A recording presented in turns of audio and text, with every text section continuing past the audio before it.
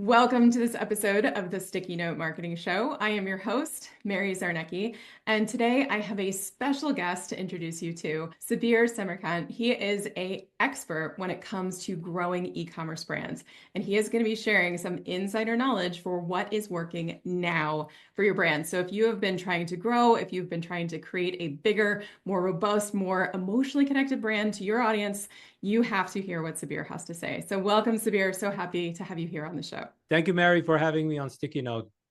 I cannot wait to dig into this. I know there are some people who are going to be watching and listening this show who already know you, who are already familiar with you, who may have even worked with you in the past, but there are people who are meeting you for the first time. So for those who are getting to know you for the first time, tell us a little bit about why you do what you do. What excites you about the business that you're growing? So let's talk about what got me here. So it's total accident. And one of my good friends is Gary V. He goes, I was not supposed to be in the business of agency. And he is one of the kick-ass agencies out there with VaynerMedia. I co-founded VaynerCommerce with him. He co-founded the VaynerMedia with his brother. I co-founded VaynerCommerce with him. But prior to this entire e-commerce journey that I have been on, prior to that, since the age of 6, I have been a computer scientist. I've been programming, coding since the age of 6, all the way up to I would say, even in hybrid, when I was 30 years old, I was still coding. Even though I have a baby face, this man is an old man. It's not a young man, okay? What happened was 25 years ago, I was doing the same thing. So I had coded millions of lines of code. I was a founding team member of TheStreet.com with Jim Cramer. I built the very first e-commerce sites out there in the world, like Tommy.com for Tommy Hilfiger in the fashion industry. Yeah. So many of them. I know every nook and cranny of exactly how to build e-commerce sites back then, right? Now, what happened was 25 years ago, I was doing the same thing. I got sought out by Jeff Horowitz at the Vitamin Shop. He's the founder of Vitamin Shop. If you know the store, they have over 1,000 stores all across the United States. It's great, like vitamins and supplements. They're one of the OGs of vitamins and supplements. So he sought me out as, if it's an e-com, if it's internet, this is the guy to go to. But that guy 25 years ago, completely a tech nerd, right? So I check it out. I go, yeah, I can do it. So a little bit of history of Vitamin Shop. Back then, just like a lot of other companies had spun out vitaminshop.com on NASDAQ, it went public. And then just like a lot of .coms back then, they spent a lot of money on AOL, Yahoo, and Alta Vista and all of these guys, and maybe a Super Bowl commercial, right? Something like that. And a lot of wasteful parties, right? When company went bankrupt, and to the point that U.S. Marshals seized all the assets, Jeff Horowitz went into the bankruptcy court and actually outbid everybody to buy back the trademark, the website, all the servers, everything that was up for fire sale, basically. And then I came into the picture. He sought me out, and I said, yeah, I can definitely do something here. So I got involved because back then I was Scotty to Captain Kirk. So I was the engineer. I can make spaceships run, no problem, as far as e-commerce goes. So I put everything together. I go, wow, these things are horrible. Let me fix them. I started fixing them, right? Because the thing is, I was in charge. It was my responsibility, right? So I start changing the things that I need to change, even things that they had spent a few $100,000 on licensing certain software. It didn't belong in e-commerce stack at all. So I ended up actually even developing my own search engine. And being an engineer and a nerd, I gave it an acronym. It was Moses, M-O-S-E-S. Moses does not mean the biblical character with the Red Sea parting.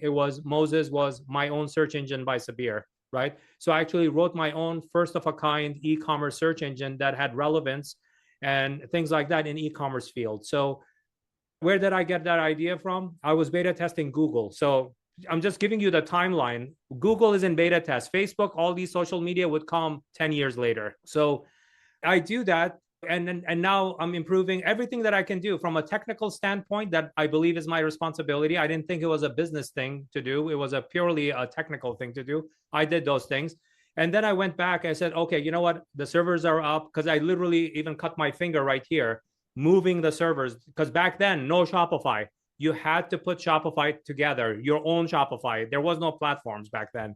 So I put that together, get a data center, put everything up, pull things out. He was not happy about that, by the way, because the .com had spent money on licensing these very expensive tech pieces. It's like ridiculous. You bought a Lamborghini to do pizza delivery, right? It's stupid. It doesn't belong in here. Yank it out. And plus, doesn't even belong in here at all, right? It's not like you bought something expensive and you want to be a fancy Uber driver. It's not the case. This is like complete garbage. So I do that. I go back to him. I go, okay, I did these things. All the tech stuff is all good. Things here, these are the things I improved. This is the things that I changed. You were converting between 1% to 2%. Now I actually, with this new search engine, Moses, the thing is, he's from a Jewish descent, right? So when I said Moses, his eyes lit up. He goes, oh, what did you do with Red Sea and stuff? I said, nothing to do with Bible. My own search engine by Sabir. That's what Moses is. He started cracking up, right? So I said, okay, put me in touch with the marketing business person. We will tag team and we're going to kill it. We're going to do amazing things. Gives me a confused look. He goes, what are you talking about? The reason I brought you in, because my network told me you're the guy. Now, this is my reference to the Scotty versus Kirk, right? When Captain Kirk says, something that has nothing to do with engineering, right? Scotty says, oh, Captain, I'm an engineer. I'm not whatever else, like biologist or whatever, right?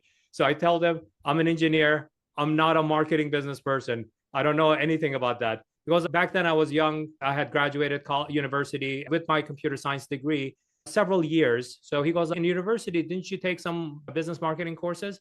I'm like, nope, zero. I go, the only things that I could remotely call business marketing, they made me take it, accounting 101 and economics 101. Is that business marketing? He goes like, nope, that's not it. I was like, they made me take that, by the way, start cracking up again. I was like, okay, listen, I cannot teach you business and marketing. You have to pick that up yourself. I'm going to teach you the vitamin industry stuff so that you understand the ebb and flow of the category. So you understand why people, because just from a timeline perspective, a young guy did not take any vitamins, any supplements, anything. I didn't know what garlic supplements were, or above 50, you're supposed to take multis and stuff like that, glucosamine, conjoitin, MSM. I couldn't even pronounce those words before that. What I would do, I said, okay, I'll take an engineering approach to it. No problem. I'll teach myself. No problem. So Neo from the Matrix, right? I'm going to download all this. So what I would do, I would spend time with him to understand the vitamins and supplements industry, right? And then Monday through Friday, I would be working on things. That was 9 to 5. That's what I was doing, right? And then on the weekends, if you're familiar with New York and Long Island, I would go to Garden City near Roosevelt Field Mall. There's a beautiful bookstore. Mm-hmm. Remember, timeline again, no Amazon Kindle, right? No audible.com, right? Doesn't exist. So I go there on the weekends, every Saturday, Sunday. I would go to the business marketing section, even though I was drawn to the computer stuff. I said, no, I'm not going to go there. I'm not going to get distracted here. I'm going to go to this section. I would go pick books out. So what was I picking out? Direct marketing, TV marketing, radio marketing, infomercial marketing, stuff like that were, in my view, were the predecessors of internet, right? And predecessors of e-commerce. I said, like, let me understand, maybe there are some people like Dan Kennedy, and these guys are really iconic people, right? Yeah. So I started reading, picking out the books. They have a nice cafe. I would sit down, like literally I was a store fixture, right? For how long? Every weekend for 4.5 years, right? I would pick out the books that I can extract any value. I would write it down. I would take my notebook with me. I had let me show you, like I had a notebook like this, right? What I'm showing you, if you're listening to this on audio, it's a nice thick green notebook with a pen. There is Amazon Kindle Scribe or Remarkable or anything like that. So old school. I would write it down. And any book that I found valuable that was very deep and very dense, I would actually buy it. I would buy that to bring it with me. What I was jotting down is things that these guys in the traditional channels were complaining about, right? When you do this test, make sure you collect this type of data on a postcard, and you have to put a promo code in there. And then when the results start coming in, when the phone starts ringing, that's how people would place their order, right? Or they request a catalog, or they would go to your infomercial and they are called your 800 number and stuff like that. And then you would collect the data. And after the campaign runs for 2-3 weeks, maybe a month, or maybe a quarter, then you take the data and you would do that. I go, oh, wow, this is great. I have access to real-time data. I don't have to wait that long. That's my engineering sense coming in. Like, this is perfect. So I would write things down. I would go back Monday through Friday. Everything that I learned that weekend, I would bring it, I would test it. And thanks to Jeff, he allowed me to test learn, optimize, test, learn, optimize. He understood I had this OCD behavior of test, learn, and optimize. I never, ever let my ego of, oh, I know this, we should just do this because my name is Sabir, you should just listen to me, I'm going to do it this way. Even when he told me about the vitamin industry, the thing is he was telling me things that worked in retail, completely a different medium, right? Yeah. So I would take it as a data point. I go, I just want to tell you that I'm taking whatever you're saying, I'm writing it down. Among everything I want to do, I want to structure my tests, I want to test it, I want to structure it that way, I'm going to learn from it. 4.5 years, if you count the number of working days, there are about 1,000 days in 4.5 years. Before it went bankrupt because of a lot of operating costs and ridiculous expenses going overboard. And even the gross margin was not managed properly, right? It was around $8 to $10 million business in 4.5 years. That was my first try. In my first try, I grew this $8 to $10 million bankrupt channel to $52 million. And it was based on this OCD behavior of just test, learn, and optimize, test, learn, and optimize. Even though I was keep on scoring the next level, I literally looked at how was I progressing on a daily basis? How was I doing for the week? And that's all I cared about. No quarterly results, no monthly this, not summary that. Like literally this was it. It doesn't matter if it was January 25th or February 2nd. A lot of people think about, oh, let's tally up January numbers. I didn't care. Actually, that was a problem also for the CFO, right? Because he was expecting me to tally numbers up and tell him what's going on. I go, I don't operate like that. I was like, but that's not how things are done. I'm not supposed to be running this thing. So I don't have any rules. I'll do whatever is right for the business. I'm going to keep on doing. I'm going to give you access to the data. Whatever data you need, let me know. I'll give it to you. But this is how I'm going to proceed. I'm not going to do anything else. So 4.5 years, about 1,000 working days, $52 million, more than 5x the business in the first try. And here's the other kicker with that CFO. I never went to him ever in those like 4 years. I never went back to him to say, hey, could you give me cash? I need to buy this. I need to buy that. I was growing the business so much that the cash flow was funding my future growth of the business. And I said, I raised this thing, so I'm going to use it to do these things. So I'm not asking you for more money. I generated the money. I just need to do more of it. Oh, more power to you. That same CFO, by the way, so that was the conclusion of Vitamin Shop. That same CFO, 8 years later, contacted me out of the blue on my cell phone. Hey, do you remember me? I'm Cosmo LaForgia. I was the CFO at Vitamin Shop. I don't know if you remember. I go, yeah, I remember you, Cosmo. You and I used to jam quite a lot about the finances of vitaminshop.com. Oh, yeah, I left Vitamin Shop. You did a fabulous job there. Now I'm the CFO of a new bankrupt company that got bought out of the bankruptcy court with its assets. And exactly the play that I had seen you do at Vitamin Shop, I remember that. I would like to talk to you about, can you do something with that? And that brand was completely a different industry. It's like you would think that, oh, you went from vitamin to vitamin. I've worked across hundreds of categories across the world, by the way. So that brand was Ashley Stewart. That Ashley Stewart brand was it was a African-American plus size women fast fashion brand. Not African-American, not a woman, not plus size. I have no idea. I was like, that's great. Because you didn't know anything about vitamins and supplements. You still did that thing. I said, okay.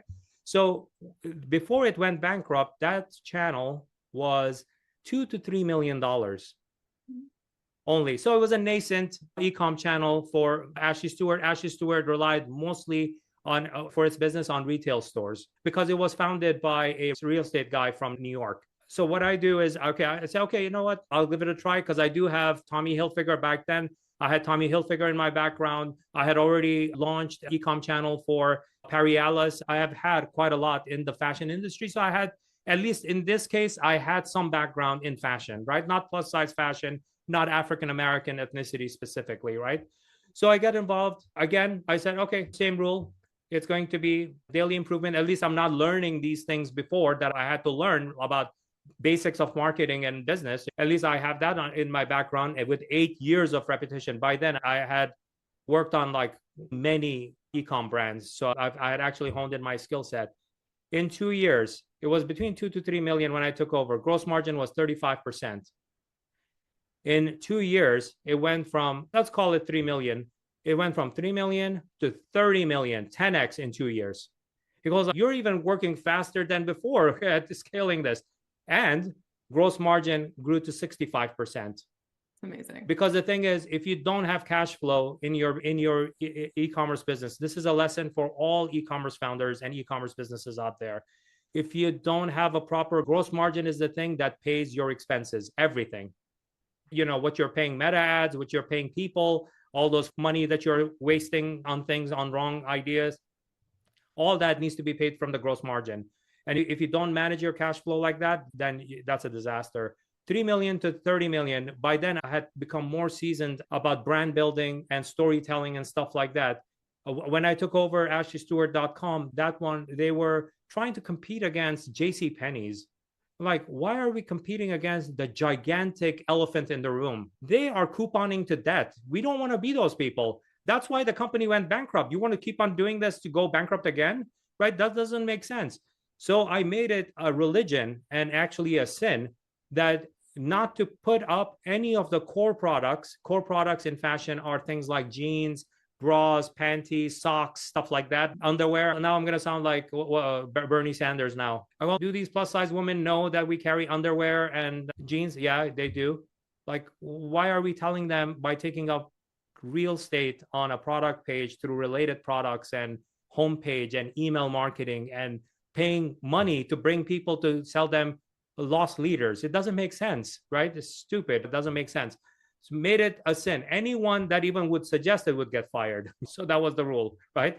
Instead, we want to be her best girlfriend, the one that dresses her up to make her look amazing, whether she is going to a happy hour, she's going on a date, she's going to work, she's going to a family barbecue, all these life events.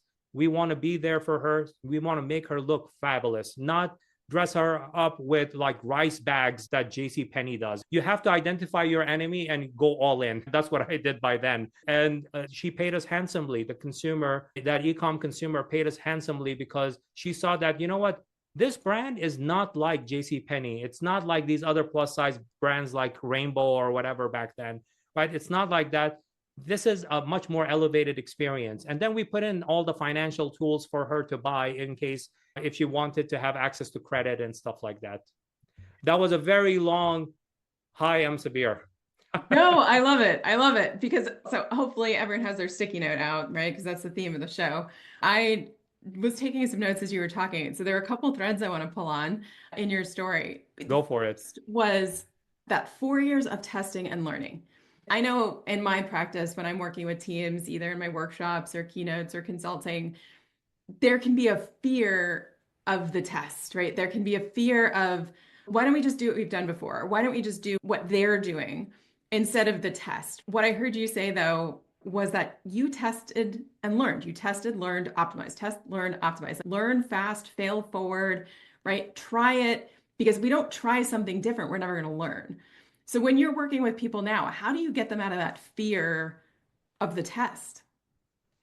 See, the thing is, where does the fear come from? You have to always, one of the other things during this journey I learned is I needed to learn about psychology quite a lot because I had not taken even psychology 101. And where does the fear come from? The fear typically comes from where the e-com entrepreneur is relying too much on, number one, opinion, right? They hired, and let me give you a relatable story, right?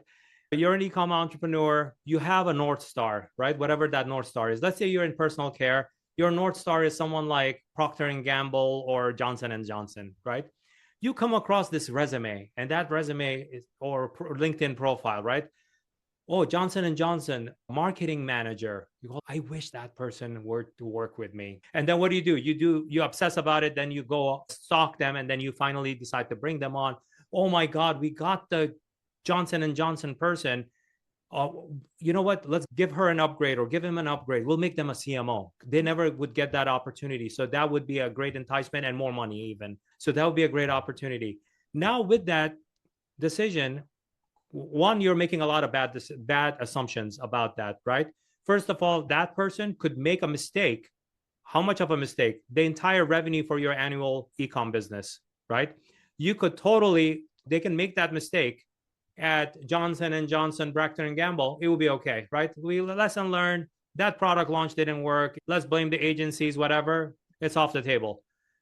They would not understand that you losing $10,000 in your business in a month could mean that you may need to fire a couple of VAs or some full-time people because you cannot afford the payroll anymore. Very different game, right? So that opinion stems from that sort of hiring the wrong people, right? At the wrong stage because they don't belong in that. Just like that tech stack thing that I said that they spend money on a Lamborghini doesn't make sense. The same applies to here. You can apply the same pattern here too, right? The other one comes from ego, right? Ego is, you know what? I'm the founder. I know right. I know what's right. Like my daughter is in this creative, right? She's doing this cute thing with the thing and whatever.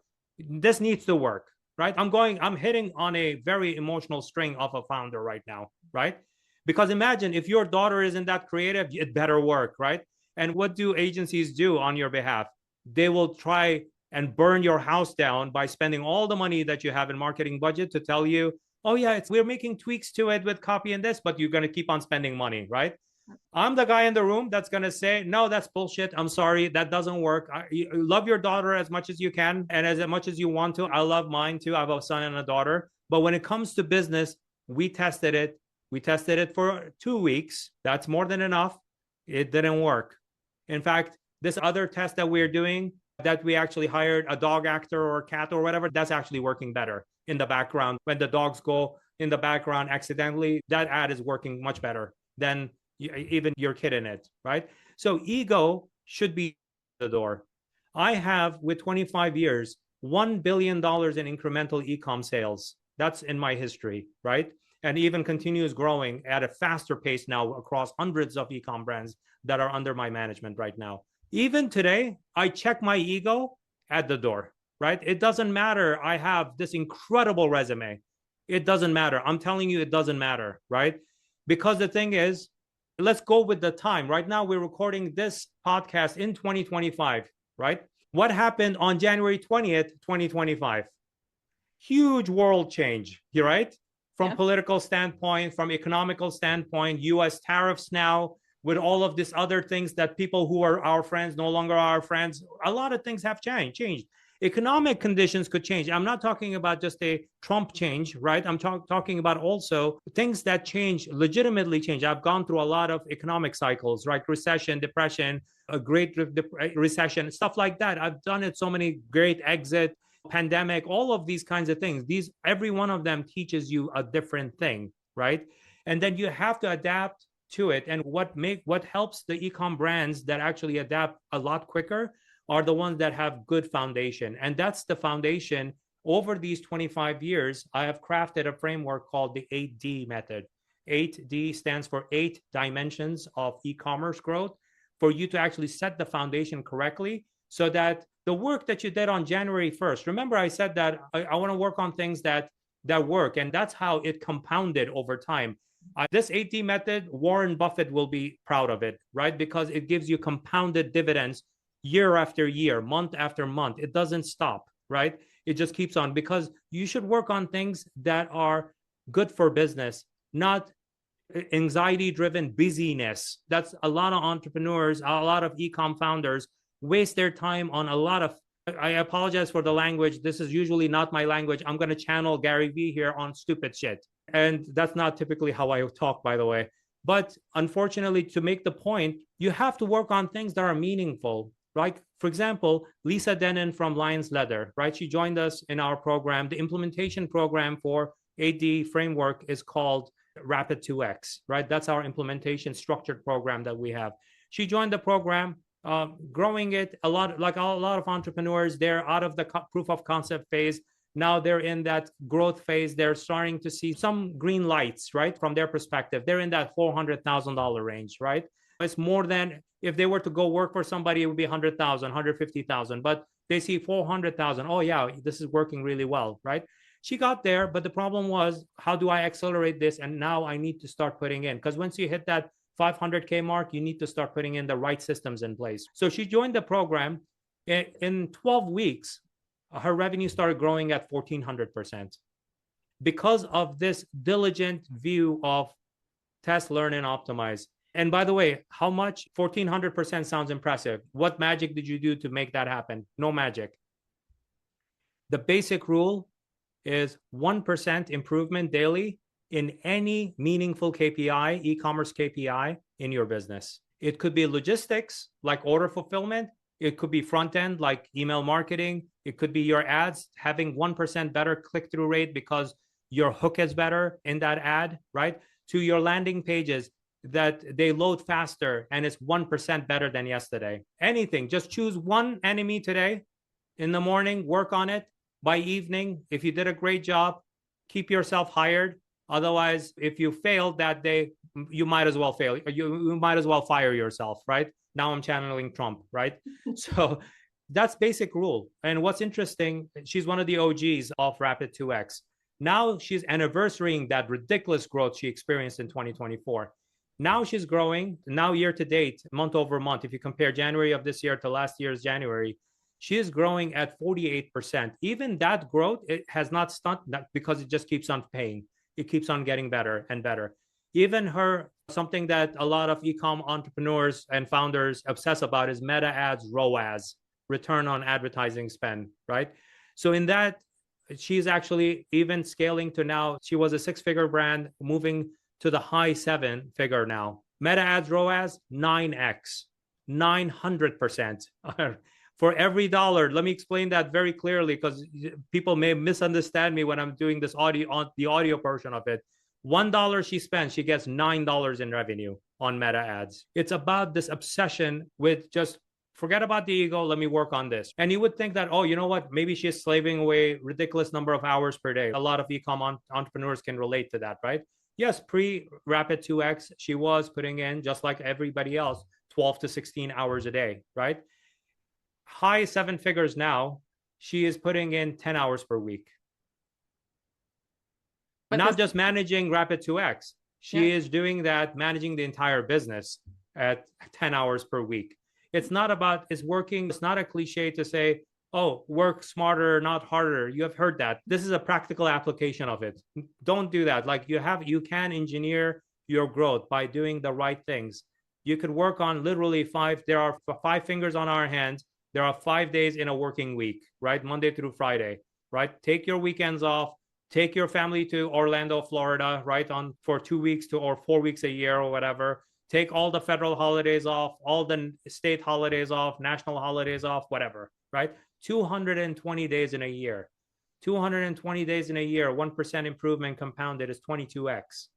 Let's say, but we're not all robots like Sabir is, right? So let's cut that down to less than half success rate, 10x.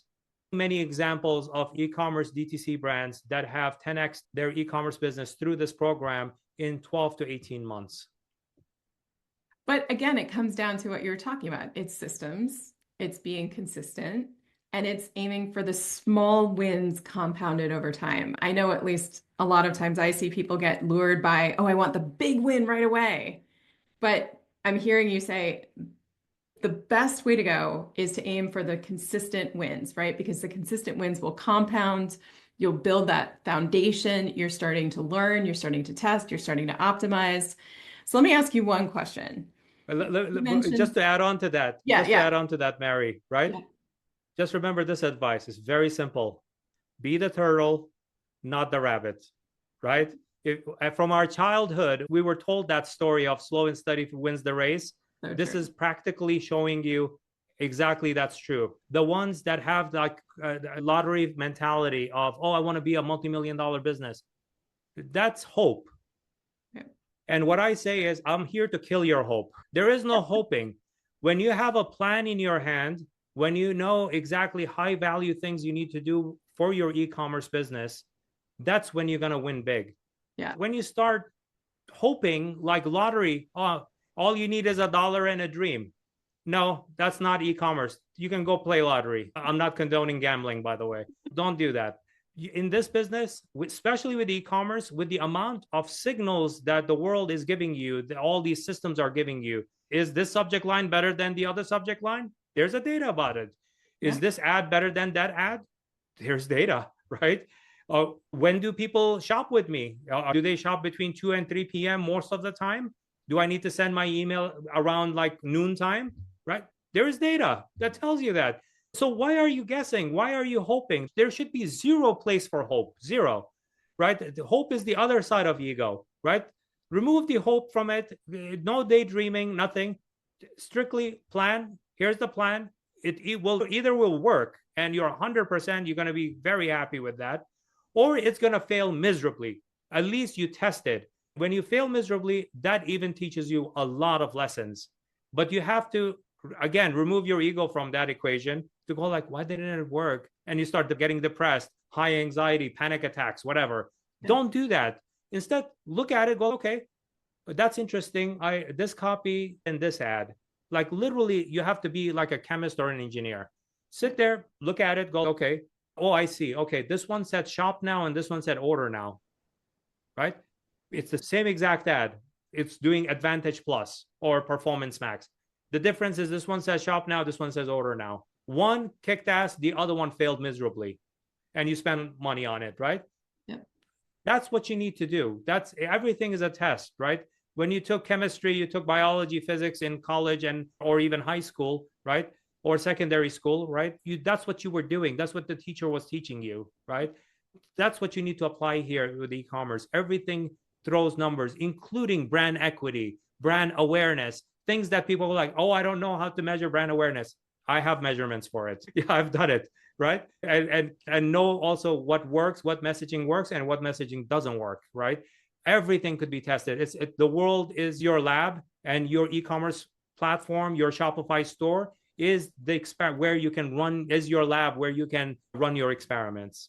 But it's such a good reminder too, because so often I hear from people, but Mary, where do I start? Or what's the first thing I should work on? The data will tell you, right? Your market will tell you what needs to be fixed, right? Where the opportunities are to, like you said, make even just small changes. Like you said, maybe it's the difference between a word. Maybe it's the way they say it versus the way that you say it, right? So it's small changes that can lead to big differences. I'll give you $1 million secret. How about that? I love that. I love that. All right, get your sticky notes. It's at a micro level. I'm going to give it to you at a micro level that anyone can take this away as a cheat code, right? Wow. The first thing in your e-com business that you need to solve for, the very first thing, and even in our Rapid 2X, this is the first task that you do on day one. The very first 5 minutes when I open my mouth, this is the task I give to every Rapid 2Xer. Consumer attention span, nobody looks at it. Marketing agencies don't look at it. Site builders don't look at it. No one looks at it. And that's your number one enemy in your e-commerce business. Consumer attention span, and most people might have old data, right? Consumer attention span in 2025, that number is 1.7 seconds. In 1.7 seconds, thank you to TikTok, Instagram Reels, and Amazon app, right? Those three.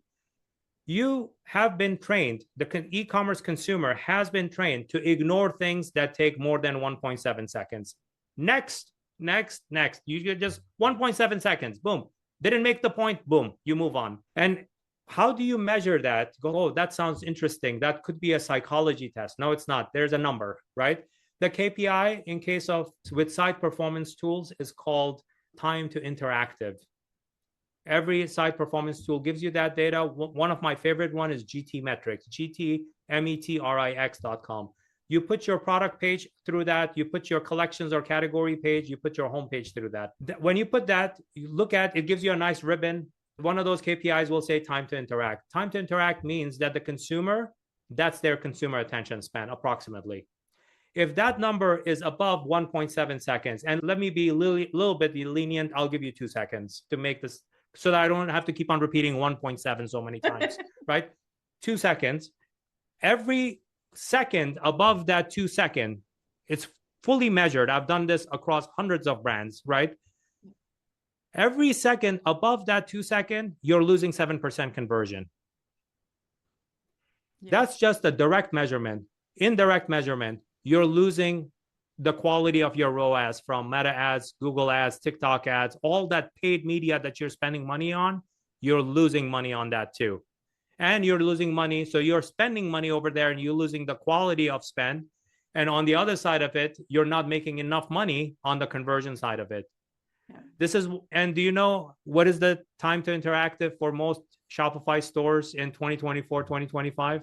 Oh gosh. More than 28 seconds on average. I was thinking 28 seconds. Got to be double digits. I'm at 2 seconds. You're at 28 seconds. You're 14x worse than where you need to be. Yeah. Where does growth come from? You are not tweaking your business to the consumer's attention span. And that attention span is not on a beautiful Mac 41 inches. It's on this thing right here. Yes. I'm pointing on the audio listeners. I'm pointing to my iPhone, right? Yes. Between 70 to 80% of your traffic and your sales is from iPhone in the United States. For other markets, it might be Samsung Galaxy or some other Android device. In the United States, it's the first is the iPhone family. Number 2 device is Samsung Galaxy of families. And then third is mix of Android devices. What about the desktop, Sabir? Less than 20%. Yeah.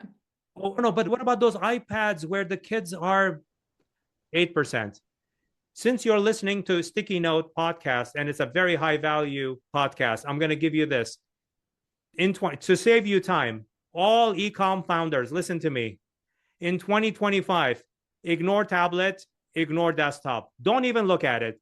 If your web designer, web developer is showing you on a Zoom meeting, go, can we look at that page? And they show you desktop. Go, could you go on Firefox or Chrome, click on it and just say inspect and then change it to mobile? I want to see how it looks on mobile. And you could actually even select iPhone 12 Pro emulation, right? In the browser, free. You can do that, right? And if the UX, if the user experience is not working on an iPhone and secondarily on Samsung Galaxy, that's where you're losing conversions. That's where you're losing the quality of your ROAS. To blame Meta ads, to blame Google for, oh, they're not sending me good quality traffic, they're bouncing. Yeah, your site did not even load on GT metrics to run the test. It's more than 28 seconds. Why are you blaming these platforms that are sending you qualified traffic, right? It's not that. It's on your side. You fix your home first before you start blaming others. Agreed. First of all, I just want to say thank you because hopefully everyone got their sticky notes out because that is key, right? If you don't have that, you don't have anything, right? There's nothing coming after that. So let me ask you, because I know that you do this. I know that you give amazing advice. You move people's businesses, you change people's lives by moving their businesses forward. When you're working with people in the Rapid 2X program, which is I know how you work with your clients, when you know someone's qualified for that, what do they look like? So who is specifically, if there's someone here listening who's, I need Sabir, I need his brain on my business, who specifically is Rapid 2X for? So I'll tell you both who it is for and who is definitely it's not for, and they shouldn't even bother applying. Perfect. So because the thing is, even this part of it, we have engineered. We know who we want to work with and who we completely don't want to work with at all. If you are an entrepreneur that you believe that you're an e-commerce founder that strongly believes that they have something really great, but you're not at 10 to $20 million level yet, right? You are 400K. You're at 1.5 million. You're at 5 million. You're definitely not above $10 million, right? You're not there yet. And why do I have that criteria? I'll explain to you, right?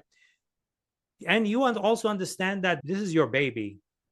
This part of it, you need to understand as an entrepreneur. You don't want to just give it all. You don't want a babysitter, right? And that's what this program is for, right? E-com founders that truly understand and appreciate skill set. They understand and they appreciate the expertise. They understand that it's not a technical thing they want to do with their business because they want the longevity of it, right? When you want to invest at that level, and it's a personal investment, you have to think about it. That mindset needs to be a very different mindset of an e-com founder. And if you are that person where you would put on the blinders and you have to ignore the world and say, okay, you know what? I'm married to this. Lisa Denon from Lions Leather, Max and Scott from Oram Brothers, another great example, right? These are at different stages, right? Literally that, like, Sabir, you're it. I'm going to listen to whatever you have to say. I'm ignoring everything else, right? You will succeed tremendously, right? The group that does not belong in Rapid 2X, this is the second group. And I would ask you, don't even bother applying, right?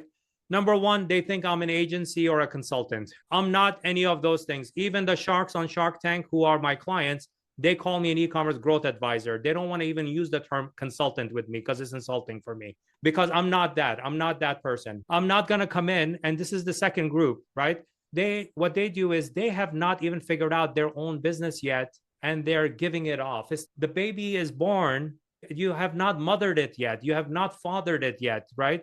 And you're just go, okay, you know what? I'm done with the birth. Here we go. I need a glorified babysitter, right? To babysit. But it's not 10 years old yet. It's not $10 million. It's not graduated from high school yet. It's not 16, 17. You still need to understand every aspect of it. Not necessarily that you're so product focused, right? But that you say that, oh, you know what? All this other stuff, not for me. Logistics, boring. I don't want to deal with. I want to sit on a Photoshop Premiere and stuff, and I want to do these sexy creative stuff, right? And all of this other stuff is shit for me. I don't want to deal with this, right? Yeah. That group should not apply to Rapid 2X, right? Because you are, from day one, you're going like, Sabir, what are you doing for me? They think that they're hiring an agency that I'm going to do it for them.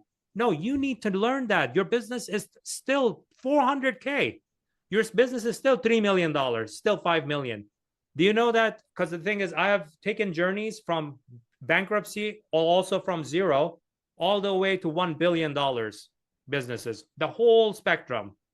I have a pretty good visibility of this whole full spectrum of what growth cycles you go through and what gaps you hit. Those gaps are skill gaps. Even if you're a product focused, obsessed person, you're gonna hit that gap. When you hit that gap, it's expertise gap, it's skills gap. What saves you is the first type of an entrepreneur that I just mentioned, right? You said, okay, that's interesting. We're here, we're trying these things. Maybe the thing is, this is what the world is telling us, or our life cycle in our business is telling us we need to make certain changes. Or the bigger answer, which tends to be 80% of the time, is you're lacking a foundation. You're just lacking it completely. You did not even realize that you needed it. This is one of the reasons, like these 8 dimensions build the right level. At the right level, also, there are different levels within these 8 dimensions also, that you need to build the right foundations in this in order for you to really succeed, so that it's not like when you get to that next level, you stumble again, right? Yes. This is one of the reasons that you have these, another cliche, right? What got you here will not get you there. Very real. It's very real, right? Yes. The thing is, you got to 400K, boom, you're going to falter. And what happens, like Oren Brothers found out, for many years, they were stuck at $1.5 million with mounting losses, right? Yeah. They joined us on January 20th, 2024.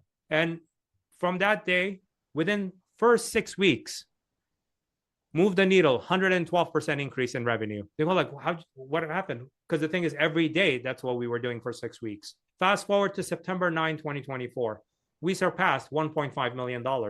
I had to tell them, tallying up, that we are surpassing it. We're very close. Let's watch the clock. 1 p.m. Eastern time, my time in New York, is when they surpassed 1.5 million, which was stuck for multiple years as an annual revenue and with mounting losses. We worked on one of those dimensions, had to do with pricing optimization, right? Couponing to death is everybody's religion right now, which is the wrong religion. In fact, it's a sin, right? They started actually getting more profitability, more cash flow. All those loans that they had taken out because of just to sustain their operations, they started paying it off. What happened from 1 p.m. September 9 through December 31st? You have big events, right? You have Oren Brothers, by the way, does men's jewelry, high-end, men's bracelets specifically. You can think how niche that is, right? Oh, yeah. We scored another $1.5 million from September 9. So we ended the year at $3 million. Wow. This is the power of this kind of a mindset that you have to have in that first class of entrepreneurs that are a perfect fit for Rapid 2X. Yeah. And also, if you have product market fit, that's a big plus also. Yeah. The second group that, oh, this is the next agency. No, we're not an agency. We're not a digital course. We're not consultants. Nothing like it exists right now in the market. We're none of those things. If you think that it's one of those things, please don't even apply to the program.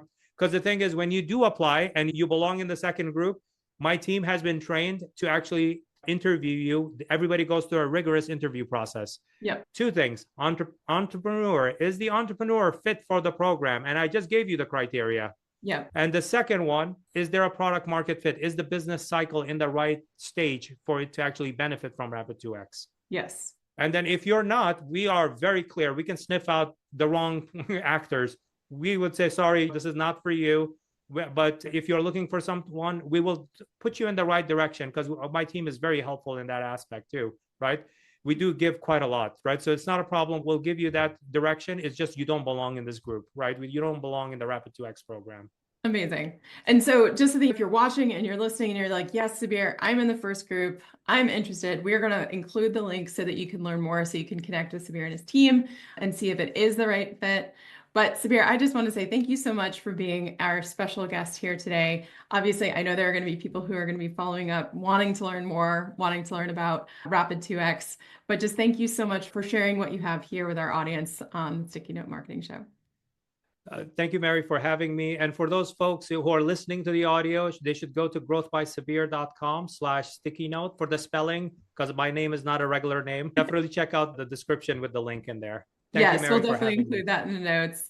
And thank you again, Sabir. Thank you all for listening and watching. I hope you have your sticky notes as full as mine are with all of the wisdom and the advice Sabir gave. Like he said, $1 million advice coming out on this episode today.